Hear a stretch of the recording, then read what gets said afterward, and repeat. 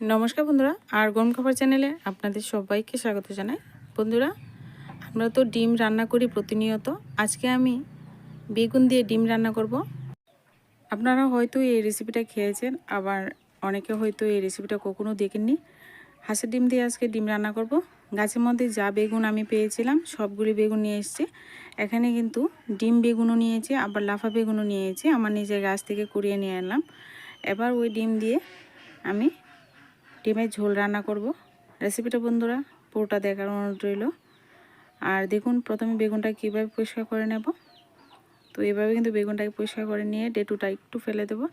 আর আমি কিন্তু ডেটু সমেতই বেগুনটাকে রান্না করব। ডেটু সমেত রান্না করলে অনেক সময় বেগুনটা গলে যায় না। তো দেখুন বন্ধুরা, আমি কিভাবে কেটে নিচ্ছি বেগুনটা আপনারা দেখে নিশ্চয়ই বুঝতে পারছেন। তো এইভাবে কিন্তু মাঝখান দিয়ে একদম সুন্দর করে কেটে নেব। একটা বাটিতে জল নিয়েছি, জলের মধ্যে ফেলে দিতে হবে। বেগুনের থেকে কিন্তু কষ বের হয়ে কালো হয়ে যায়, তার জন্য কিন্তু বেগুনটা কেটেই জলে ফেলে রাখতে হয়। তো এভাবে কিন্তু আমি বেগুনটা সুন্দর করে কেটে নিচ্ছি। আপনাদের সুবিধার্থে দেখার বোঝার সুবিধার্থে আরেকটা কেটে আমি দেখিয়ে দিলাম। তো এইভাবে সমস্ত বেগুনটা আমি কেটে নেব। বন্ধুরা, যদি চ্যানেলে নতুন হয়ে থাকেন, আমার চ্যানেলে নতুন ভিডিও দেখছেন, প্লিজ চ্যানেলটিকে সাবস্ক্রাইব করে সাবস্ক্রাইবের পাশে থাকা বেল আইকনটি বাজিয়ে দিতে ভুলবেন না। যখনই আমি কোনো ভিডিও আপলোড করব সাথে সাথেই যেন আপনারা নোটিফিকেশনটাও পেয়ে যান, সবার প্রথমে আপনারা ভিডিও দেখতে পারবেন। এবার দেখুন, চুলাইটা কড়াই বসিয়ে দিয়ে এর মধ্যে পরিমাণ মতো সর্ষের তেল দিয়ে আলুটা দিয়ে দিলাম। এখানে আলুটা আমি দেখাইনি বন্ধুরা, একটু ডুমো ডুমো করে আলু কেটে দিলাম। তো শুধু বেগুন দিয়ে করলে ভালো লাগবে না, আলু বেগুন দিয়ে করলে খেতে খুব ভালো লাগবে। তো এইভাবে আলুটাকে প্রথম লবণ হলুদ দিয়ে ভালো করে লালচে কালার করে ভেজে নেব। এদিকে আলু ভাজা হতে হতে আমি একটা মশলা বেটে নিচ্ছি। এর মধ্যে রয়েছে রসুন, আদা আর কাঁচা লঙ্কা। তার সাথে আমি সমস্ত মশলা দিয়ে দেব। পরিমাণ মতো এখানে ভাজা জিরা ধনে গুঁড়ো দিয়ে দিলাম, পরিমাণ মতো লাল লঙ্কার গুঁড়ো দিয়ে দিচ্ছি, পরিমাণ মতো হলুদ গুঁড়ো দিয়ে দিচ্ছি।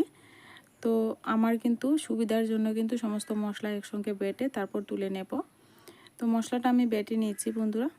আপনারা কিন্তু মিক্সিং জারে দিয়েও মশলা তৈরি করে নিতে পারেন। তো আমি অনেক সময় চুলায় রান্না করলে বেশিরভাগই আমি শিলনোড়ায় বেটেই রান্না করতে ভীষণ পছন্দ করি, আর স্বাদও তেমন দ্বিগুণই হয়। এইভাবে বাটি করে রান্না করলে রান্নার স্বাদ কিন্তু দ্বিগুণ বেড়ে যায়। তো এদিকে আমি আলুটা ভাজতে ভাজতে মশলাটাও বেটে নিলাম। মশলা বাটা হয়ে গেছে, এবার মশলাটা তুলে নিচ্ছি। আর ওইদিকে আমার কিন্তু আলুটা সম্পূর্ণ কিন্তু লাল লাল করে ভেজে নিয়েছি, একটা পাত্রে উঠিয়ে নিচ্ছে। তো দেখুন আলুটা কত সুন্দর ভাজা হয়ে গেছে মশলা বাটতে বাটতে। এবার আমি ওই তেলের মধ্যে বেগুনগুলি ভেজে নেব।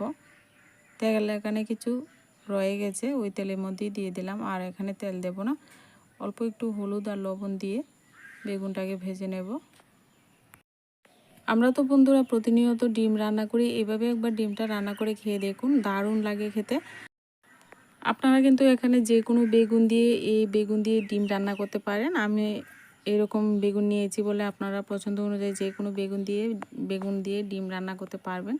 সুন্দর করে লালচে কালার করে ভেজে নিয়েছি, দেখুন কত সুন্দর হয়েছে। তো এবার কিন্তু ওই একই পাত্রে উঠিয়ে নিলাম। কড়ার মধ্যে আরও পরিমাণ মতো তেল দিয়ে দিলাম। তেলের মধ্যে লবণ হলুদ দিয়ে ভালো করে তেলটাকে ভালো করে নেড়ে মিশিয়ে দিয়ে ডিমটা ভেজে নিচ্ছি। বন্ধুরা, আমি এখানে হাঁসের ডিমগুলি আগে থেকে আলাদা করে সিদ্ধ করে নিয়েছিলাম, মাঝখান থেকে কেটে এবার ডিমটাকে ভালো করে ভেজে নিচ্ছি লালচে কালার করে। ডিমটা আমি লালচে কালার করে ভেজে নিয়েছি, এবার একটা পাত্রে উঠিয়ে নিচ্ছি।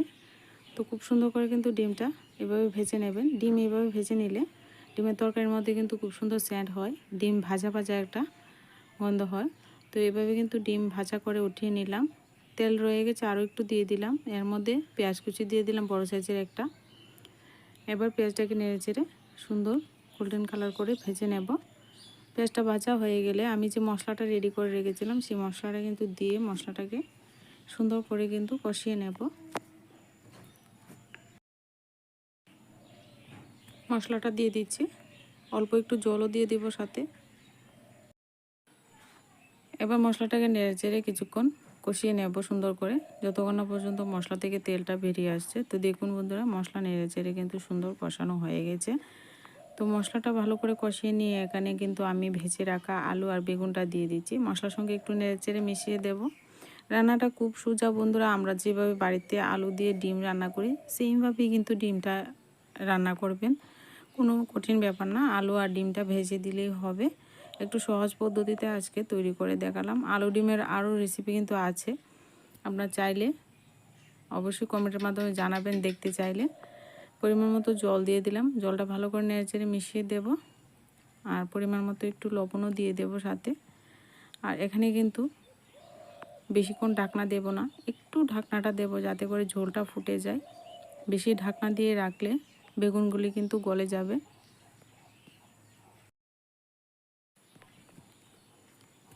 এবার একটু সময় ঢাকনা দিয়ে রেখে ঝোলটাকে দেখুন ফুটিয়ে নিয়েছি ঝোলটাকে। আর এইভাবে ঢাকনা খোলা রেখেও একটু সময় রান্নাটা করে নেব। আর এবার একটু নাড়াচাড়া করে দিয়ে এখানে আমি দিয়ে দিচ্ছি ভেজে রাখা ডিমগুলি। ভেজে রাখা ডিমগুলি দিয়ে এবার ঢাকনা খোলা অবস্থায় একটু সময় রান্নাটা করে নেব। কিছুক্ষণ পর বন্ধুরা এখানে আমি গরম মশলা বাটা দিয়ে দিচ্ছি। গরম মশলা গুঁড়ো দিতে পারেন। গরম মশলা বাটাটা দিয়ে এখানে কিন্তু একদম চুলার আঁচ বন্ধ করে দেব।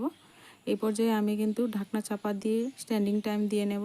গরম মশলা বাটা দিয়ে কিন্তু আর জাল করার কোনো দরকার নেই। এবার ঢাকনা দিয়ে ঢেকে তারপর ফিরে আসছি 5 মিনিট পর। ভিডিওটা ভালো লাগলে ভিডিওতে লাইক কমেন্ট করবেন বন্ধুরা, চ্যানেলটিকে সাবস্ক্রাইব করে পাশে থাকবেন।